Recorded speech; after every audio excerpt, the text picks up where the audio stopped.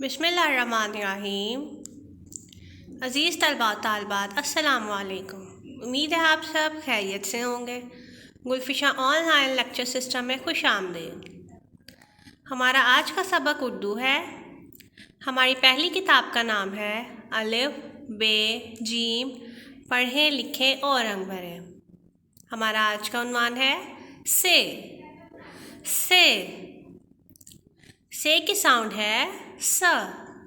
स। मेरे साथ पढ़िए।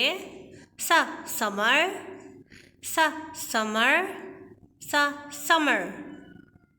हमारी दूसरी किताब का नाम है अलिफ बे पे मैरीलैंड। मेरे साथ पढ़िए। सा समर, सा समर।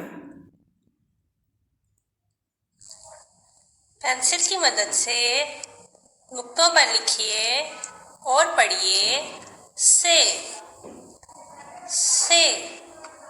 से के ऊपर 3 नुक्ते होते हैं।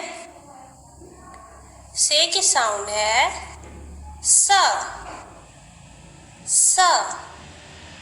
स समर, स समर, स समर। उम्मीद है आपको सबक पढ़ने में आसानी होगी। Press bell icon, like, comment and share.